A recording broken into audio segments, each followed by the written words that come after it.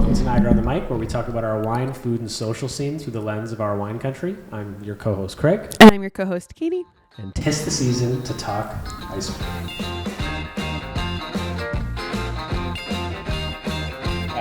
Tis the season to talk Icewine.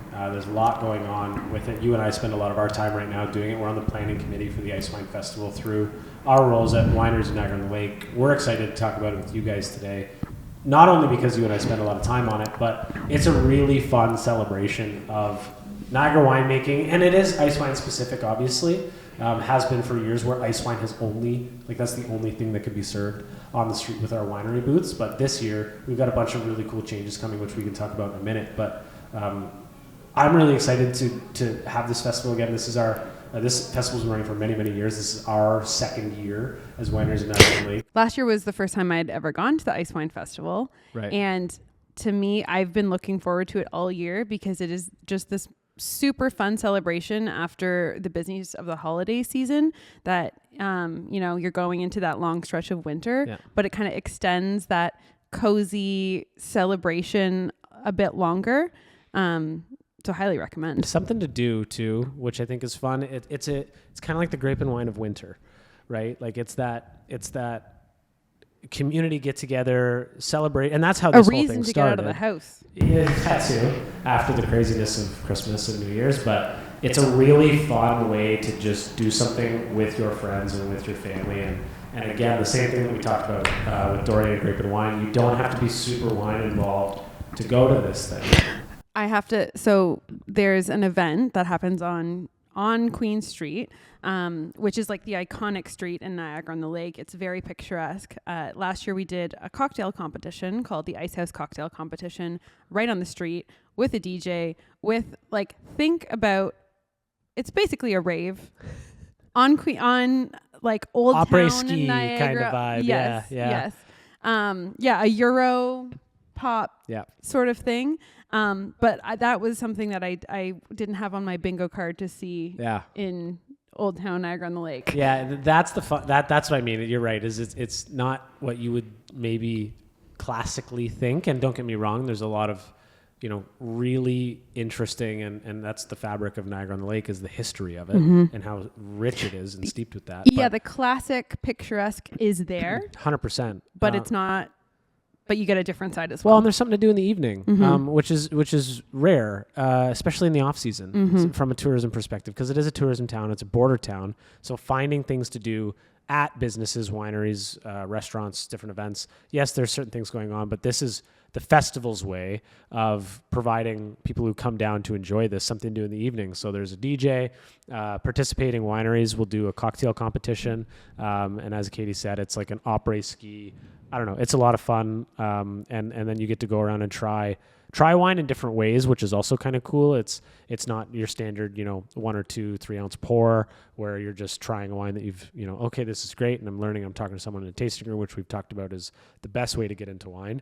But this is a fun spin because you're trying it in a cider or a mulled wine. And those are maybe more typical cocktails, or there's a sparkling ice wine cocktail that was there last year. There was a hot, Greg did was it hot chocolate? No. It was a cider. It was a cider. The winning cocktail, champion, I might say. Not a big deal. So those kind of things are really fun about it. And then obviously there's the 2 weekends, the second and third weekend, just before the last weekend, where it's the street festival.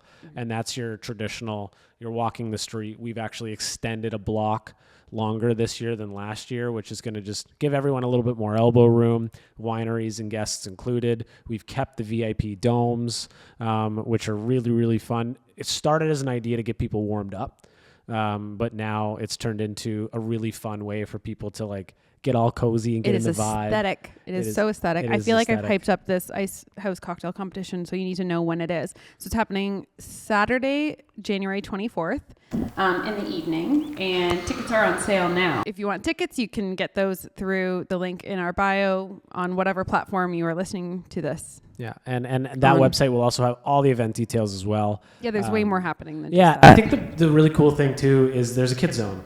And we've got some great partners in Niagara-on-the-Lake. We talk a lot about how this podcast, why this podcast came to be, but working with our regional partners. So the Niagara-on-the-Lake Museum has partnered with us.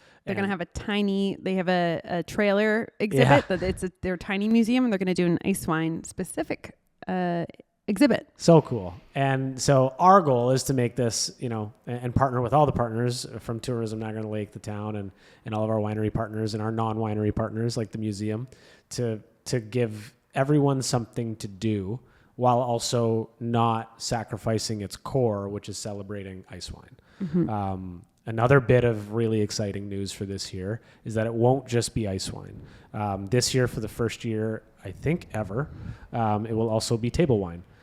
So wineries will have to feature a Icewine product, given that it's the Icewine Festival, and we want to keep that in place. However, booths will also have table wines, and then we will also have a beer offering as well. Niagara College is currently devising a Icewine beer. Yeah. Which would be very cool. So that's a little pre-breaking fun facts for us to share with you. But the intention is for people to come down and enjoy, to have something for everyone. Yes, pushing people outside of their comfort zone to try something new is the whole point of these things, and it was the infancy of this program. But yeah, if you're someone who says I don't like Icewine, I dare you to come to the festival and prove it. Okay? You gotta prove that you don't like it by trying every single one. When you stand on a snowy road looking at the cenotaph of Niagara-on-the-Lake and you're drinking 3 ounces of Vidal Icewine. With twinkle lights in the background. And there's music playing and your family's running around and there's a fire going. It's pretty special. So that charm is something that we're very excited to activate again this year. And then obviously Icewine Harvest will be taking place in January as well, late December into early January. So the winemakers would have finished their table wine harvest late October, early November, which this year was a great harvest by all accounts for all the winemakers I've talked to. And then come January, late December, January, when the weather holds out, we're going to have Icewine. Yeah. And honestly, that brings us perfectly to the guest we have today, who is a seasoned veteran in Icewine harvest and like everything Icewine. We have Klaus Reif, who, the name gives it away a little bit, but he is the owner of Reif Winery, which is a member of Wineries of Niagara-on-the-Lake. The member, so Reif Winery, we did obviously a little bit of prep, but looking at this list, and I mentioned this a couple times in the interview, he's a really interesting guy. He's a lot of fun. It's going to be a really engaging conversation. He told some fun stories around Icewine, around harvest, around what it takes to make Icewine in Canada, why he moved to Canada, and we talked a little bit about his passions. Turns out he's a car guy. And also, a really cool part of the conversation is the innovation that is happening in wine that is happening behind the scenes. Yeah. Is going to change the wine industry, at least. he's a mogul for us as younger folks coming into the industry. This wine, Reif Winery and Klaus Reif and his family and the group at Reif Winery, they've won Canadian Wine Producer of the Year twice from the IWSCO, which is the International Wine and Spirits Competition. Best Dessert Wine Trophy in 2002. Over 100 Icewine awards since they opened their doors and started selling. Well, they opened their doors before this, but started selling wine in 1984. A top 10 wine in 87 from Robert Parker. Best Canadian small winery, and Klaus won the Lifetime Achievement Award in 2009, and he wasn't even 50. Yeah, so it's all that to say, very interesting guest. As Katie mentioned, Reif is a member of Wineries of Niagara-on-the-Lake and will be pouring at the Icewine Festival, along with a lot of other history-rich and really exciting properties that are doing really fun things with their portfolio that, as we talked about in previous episodes, is a modern take on traditional methods. Mm-hmm. And it's wines that are beautiful. And then you can also in our booths and in our various tents, you can get cheese boards and you can pair food with that. There's also going to be food vendors at this as well. And then to get off of Queen Street and to go explore, you might find a winery or stumble across a business like a restaurant or even a hotel with a restaurant in it to go check out, right? There's lots of great places to go. Sorry. No, I was just going to say we'd encourage you to walk the street and talk to the folks at the booths because they're bursting with info. There's a Discovery Pass program happening as well, so you can get off, go explore some different properties and try their Icewine. Yeah, just come down and when you see something that looks cool as you're driving around, pull off and pop in, and the Discovery Pass is a great way to do it, which is on the link in bio. You can get the information there too. But you can bounce around all these wineries, and it's a great way to learn what's going on in the region and talk to some really interesting people. So between that, and then there's also just other stuff that you can do driving up and down the parkway. I think it was Winston Churchill who said it's the most beautiful drive in the world. Doing that drive from Great Wolf Lodge down to or Niagara Helicopter down to Niagara-on-the-Lake. Don't worry, we'll fact check that. Yeah, I'm fairly sure he said that. We can ask him. Joking. It's beautiful in the winter too, because it's a snowy winter wonderland. And for anybody watching this, we're very close to the actual festival. So please send your thoughts and prayers for snow, because that's the one thing you can't control from a planning perspective, specifically for an outdoor event. Yeah, is the weather, which is a big pain in our backside. Yeah. People might understand that. But this episode, you know what? I can almost promise you're going to laugh. You probably won't cry, but you will want to Google some stuff afterwards. Klaus brings a lot to this conversation, and we tasted some of his wines. He brought a Cabernet Vidal wine, a Cabernet ice wine. He brought a Riesling ice wine, and then we tasted a Vidal ice wine.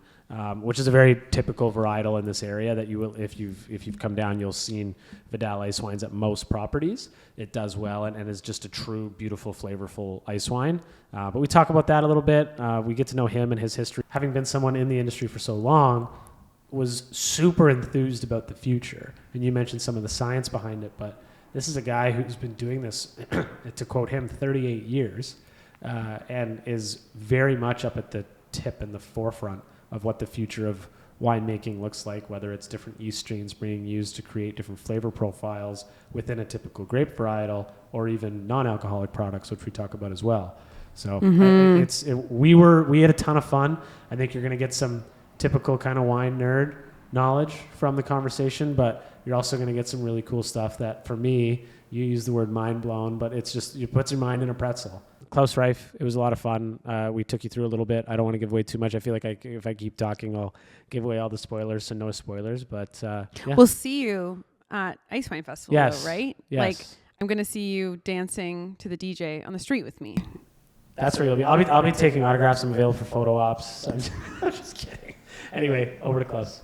Klaus Reif, welcome to Niagara-on-the-Lake. We're very excited to have you. I'm looking at a list of awards that we just went through and fact check with you half jokingly, but we're thrilled to have you on the pod with us today. And we usually start our podcast with a bit of a tasting. I mean, you guys have brought 4 bottles of wine. Can you maybe talk us through what's in the glass and just give us a bit of a structured tasting, and we can ask you some questions about it? Absolutely. Well, thank you for having me in the first place. And we brought actually 3 different ice wines here. And originally, in Canada, or in Ontario, we did only Vidal ice wine. Meanwhile, we do red ice wines, we do Riesling ice wines. So one we have in the glass actually is our Vidal ice wine. And when you look at it, you see a deep golden color. There's a reason why ice wine is called golden. It's based on the color and on the price, because it's very expensive to produce. And when you smell it, you get tons of flavor of apricot, peach. There's a characteristic of it. Just smells like there's a sweetness. Like you can, totally. You know what I mean? Yeah, I mean, if you would have a regular wine with such amount of sweetness, would be almost not drinkable. Right. Because it's a combination of the flavor characteristic where it has acidity, so alcohol content. You can actually use the sweetness. Yeah. Even smelling it, you can tell how round it is. It's not like there's no sharp edges on the flavor, like maybe a red wine with like acidity or aromatic whites. You might get. Is that what you're kind of trying to drive at? Yes. Yeah, that's fair. And that's the key, on ice wine. You got to really have to balance it. Mm-hmm. Quite a few wines or sweeter wines in the world, they just taste sweet. But if you have the right amount of aromatics, alcohol content, and acidity, the wine is balanced. If there wouldn't be any acidity in here or aromatics, it would taste like sugar water, basically. Right. To me, like, just even on the nose, it's like the difference between like a candy versus a buttery pastry smell. Yep. Mm-hmm. There is like a creaminess, but that's not the right word. Maybe like a viscosity Viscosity. Yeah, the mouthfeel is the mouthfeel is the formal language that we probably use, but it's different than typical ice wine. Now we've got tasting glasses for this. Shout out Dylan for helping us out. But if you're at home and someone brought this bottle of Reif Vidal ice wine to your house, didn't have these glasses, how would you serve it? I would use basically a white wine glass, Yep. aromatic one. No, not a red wine glass, not a Burgundy or Bordeaux glass. Aromatic glass, what you have normally for some of your Blancs, Pinot Grigios and those wines. And if possible, a smaller one. Right. That's what I would use. Mm-hmm.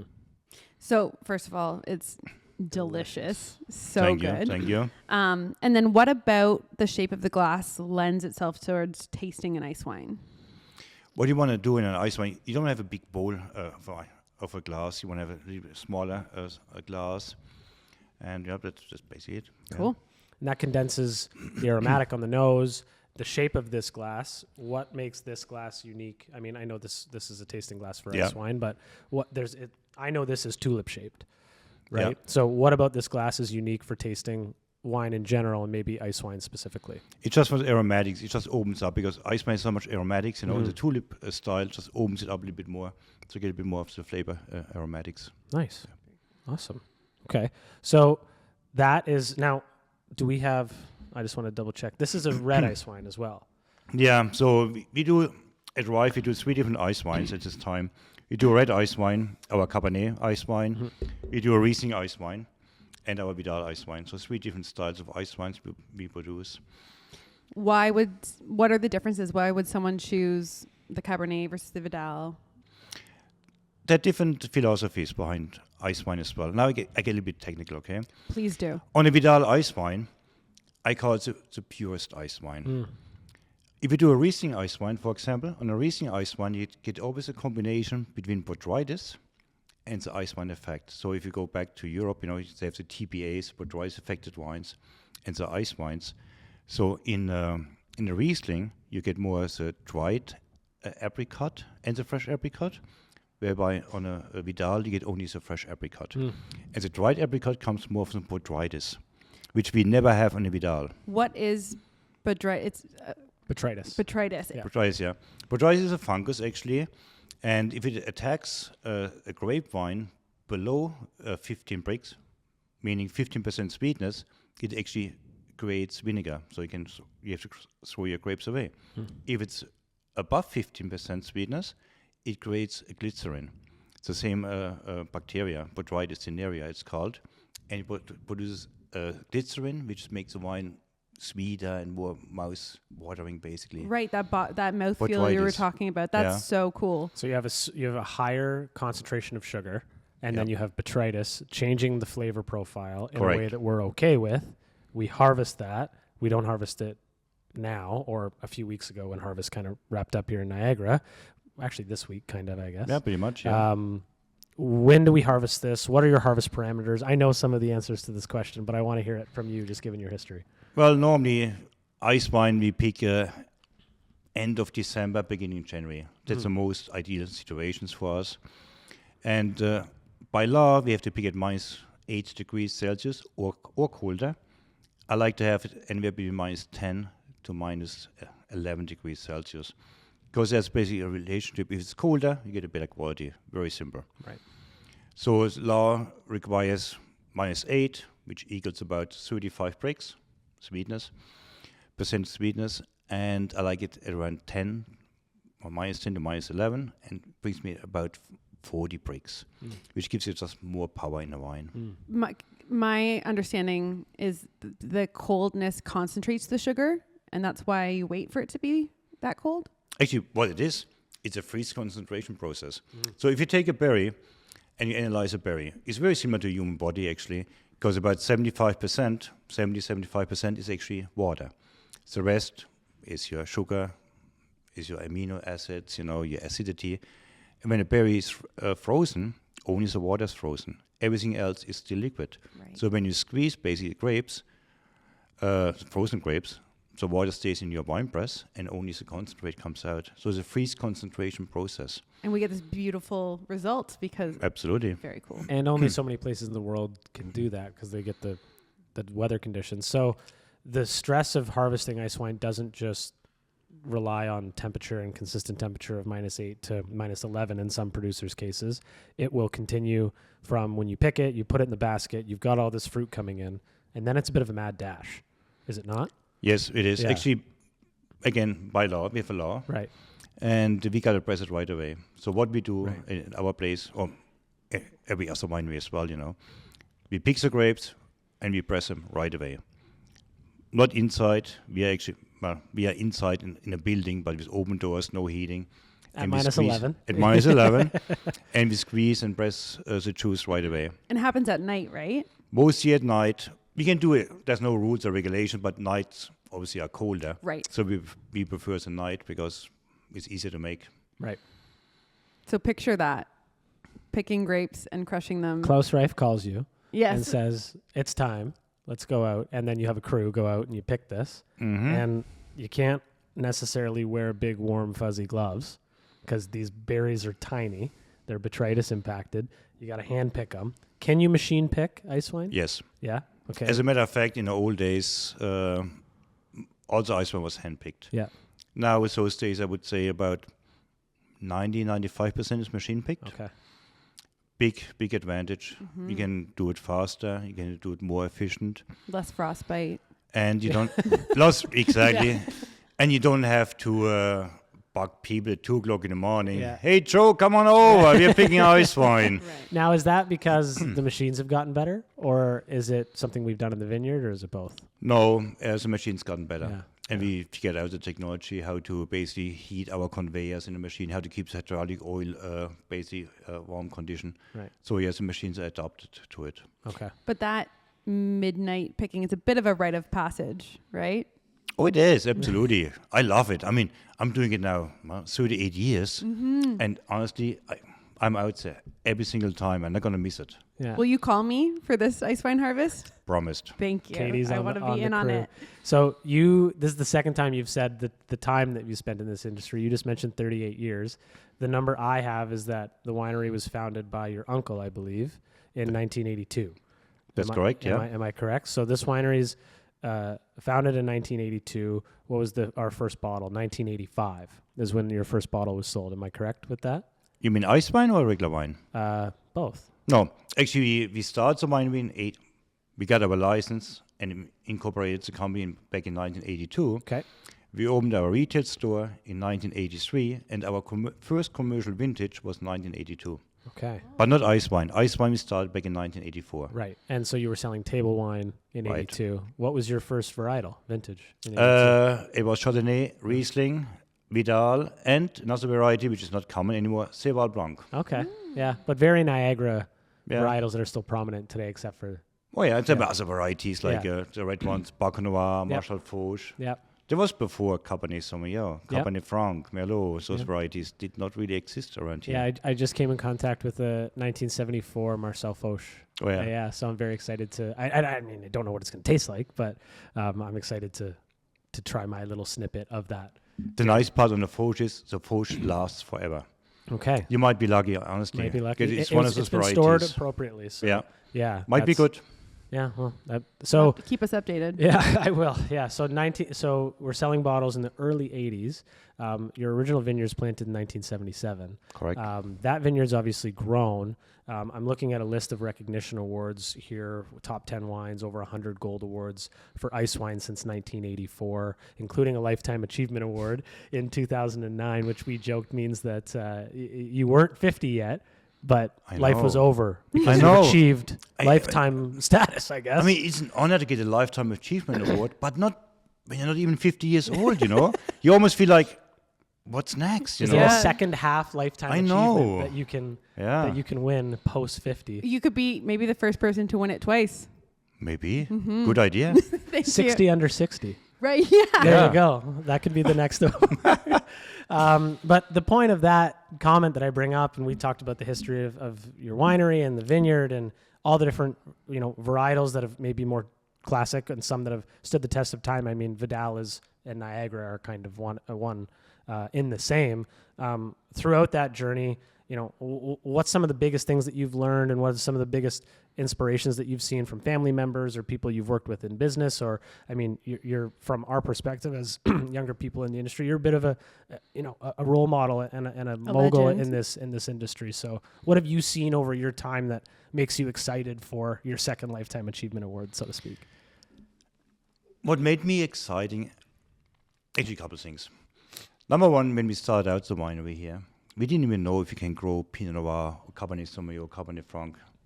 Most people said, can't be, it's not possible, And now, I mean, it's totally exciting, I mean, we go around the world, we won big awards with our Cabernet Sauvignons, Cabernet Francs, It's one of those huge steps, we learned, and it was a very exciting time.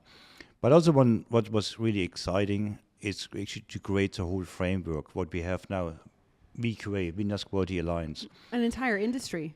Industry. When I came over here, there were no rules and regulation. I mean, you could go out, buy a bottle of Riesling, could be Chardonnay. Yeah. There was no rules or regulations, Yeah, think about that for like in any of like alcohol beverage is one thing, but there's food, there's like all of these regulations, even in clothing manufacturing, like things have to, so there was nothing when there was basically nothing. Yeah. And VQA changed the whole rule book, and it was a very interesting journey. Very. But what's even more interesting was, because Ontario or Canada in general had really low quality wines. I was here first time in 1978. I was 15 years old. I know it wasn't legal to drink wines, but I'm coming from a winemaking family, 13th generation. So I sampled wines and to myself said, my God, you can't drink this stuff. Yeah. So Canadian wines had really a negative image. So what we as an industry had to achieve basically to bring the negative image into a neutral image and then build on the neutral one to produce a positive one, which we have now. But you know what? In the old days, it was a struggle. You were starting from behind the block. Absolutely. Yeah. It was a struggle. So so you build the framework and I mean, not you, you're one of, there was a large amount of effort and energy that went into that, but you're one of the leaders of that group. There's one of I mentioned this list, top 10 wine from Robert Parker. That's a massive award for your group to win. Oh yeah. You guys are taking, I think we talked about Carl Kaiser and Donald Zeraldo, and I know there's other names and the list goes on, but you guys are taking wines to international wine shows and entering them. Was that the catalyst to kind of start putting Canadian wines on the, global scale, or was it a little bit of also inviting people from around the world and from old world wine regions to come to Canada and experience our harvest and our quality, or et cetera? Yeah, we learned early on, it's almost like a little bit of a Canadian mentality. So you get recognition when you leave Canada, if you're as a winemaker, right, or as an artist or a singer. Dorian said this. She said it's the Celine Dion effect. Celine Dion effect. Absolutely. Yes. Yeah. You leave the country, you get recognition outside the country, anywhere in the world, all of a sudden we are recognized in Canada. Right. So we did basically the same thing with our wines. We took them outside the country, and won awards in London, Brussels, Italy, and everywhere in the world, and all of a sudden Canadians say, oh, wow, they must be good. There must be so many fond memories from just going out and doing that and paving the way internationally with something that you created here. Especially something that people are looking at being like, oh, that's not going to be Actually, I want to share one fond memory, a really fond memory of mine. And in 2003, we won an award in the International Wine and Spirits competition for our Icewine. So we won Best Dessert Wine of the competition, but also we won Best Canadian Winery at this competition. And they called me, come on over, October, I said, I can't come, I'm making wine, I don't have the time. You really should come and bring some Icewine. So we went to London, England, at the Guildhall, about 500 people. And I don't know if you've ever been there at this competition. It's like the Oscars for wine. Okay. Really, black tie, tuxedo, you go up there, big spotlight on you, and you receive your award. And they decided they want to serve my Icewine during the dinner for 500 people. And here we have all the big people in the whole wine world, not just all the world. Right. So I was sitting there on my own. I was on a table of 10, but I didn't know anybody. Sitting there, and all of a sudden, a gentleman came over, and said, congratulations, I just tasted your wine. It was that's an absolutely stunning wine. Wow. It was our Icewine. And you know what? It was actually Robert Mondavi. So if you think about it, Robert Mondavi made the effort first to find out who made this ice wine, Right. then to try to find me to come over. I mean, I used to be 5'6", now I'm 6'3", I mean, it'd be so proud. After your Lifetime Achievement Award, did you grow I a know. foot? Is that what happened? Yeah. But honestly, I mean, that's one of those moments in life, Yeah, wow. You don't forget, it's just recognition, But Sure. if a gentleman like this comes over and says, wow, it's not just for Reif, Right. it's for the whole industry, what we can produce here in Ontario. Yeah. But what a moment for you. in Oh, your it was an career. amazing Like, moment. it's one thing to win an award, and that's very prestigious for you and your property. But like to have someone who you look up to Yeah. and who has built the industry in a different country, obviously just south of the border, that's phenomenal. It was, yeah. I mean, Yeah. remember, we are a small industry. Sure. Ontario is a small industry. We are minute in the wine world. Yeah. And I can guarantee without probably even that exact moment and just all the other work that you've done and all of the other original winemakers in Niagara-on-the-Lake, we wouldn't be sitting here doing this podcast. No. I wouldn't have this job. I wouldn't where I live and grow up and spend my days would be a completely different experience if it wasn't for that. So thank you. Thanks for being good at your job. Yeah. We appreciate that. But on the other hand, I want to thank you too for as young people to come into the industry, because in the beginning, what happened in the industry is we almost like a couple of phases in the industry. First, wine lovers came in the wine industry, like my uncle Ewald Reif, Karl Kaiser, Donald Ciraldo, Paul Boss Senior, So those people just found the industry, They did it out of love for the wine, not because of the money. So those wineries then got successful. The second generation came in, but there was some kind of money people. Hey, we can make some money. Let's go in there. Right. But now I see young people coming in for the love again, and being in the industry for a long time, I love it. I love young people coming into the industry, and and they love it. They truly love the industry. That brings me to a question that I've been thinking about since Googling you. So you came here when you were 15 for your first visit. Yeah. And then you decided to move here not long after that. Like you were still a teenager, right? No. Actually, no. I came here in 1978 and tasted wines, and then my dream started basically to come to Canada to make wine. I was 15 years old. To make it better. And your uncle's making wine at this point. Yep. Yeah. Okay. But we always made wine back in Europe. Right. Yes. But in Canada, though. Canada, no, it Not was yet. 78, Okay. not yet. Yeah. So we kind of had this plan, okay, let's make some wine in Canada as well. And because at that point we just were farming. Mm-hmm. My uncle was just farming at this point. And so I went back actually and made my life plan. I remember this exactly. I was sitting in my little room, at my little desk, and I marked down, okay, I want to go to Canada. What do I have to do? Okay, I'm going to finish my high school, basically. I want to go to this university. By trade, actually, I'm an engineer for winemaking. There's such a trade. There you go. And I kind of, was 15 years old. I said, okay, in August of 1987, I should be ready and move to Canada. I arrived July 27th, 1987. No way. There was 8 years, 7, 8. Yeah. That's incredible. I That know. is really cool. It's cool. It's cool. That's a I very love cool it, story. Yeah. So I have a question.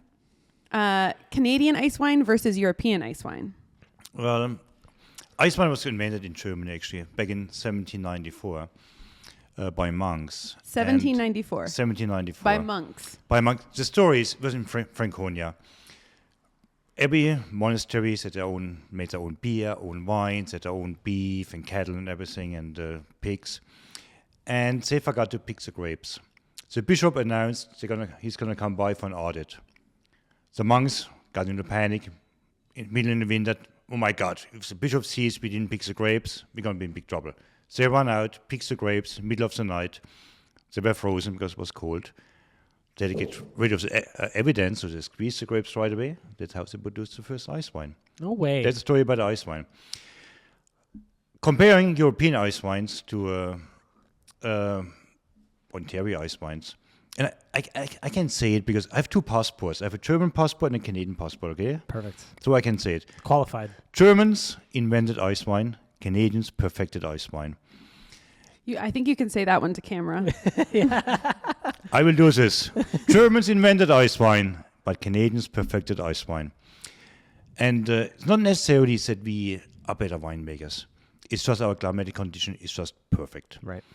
Even now, if you go, look at the climate change, back in Europe, hardly any wineries make ice wine anymore. I mean, we were able actually in the last few years, we sold ice wine to Lufthansa, the airline, which never had anything but German ice wine, obviously. Right. But they chose Canadian ice wine because they couldn't get any German ice wine. That's really cool. So going forward, I'm not for climate change, don't get me wrong, but going forward, you know what? We might be the only region in the world to produce ice wines. Do you think we'll have to change anything here to adapt to that? Or To climate change, you mean? Yeah. We do have kind of, we have our farming practices, we have to change a little bit. We have to be a little bit more adaptive to the climate change. The climate is going up and down.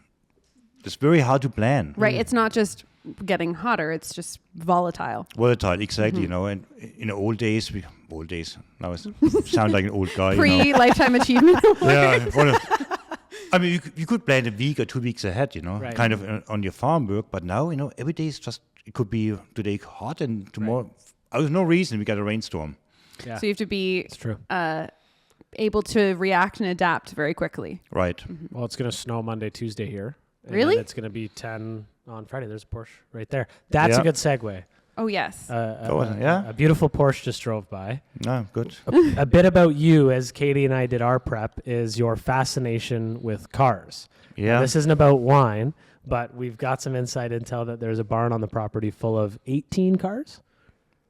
Yes. Ish?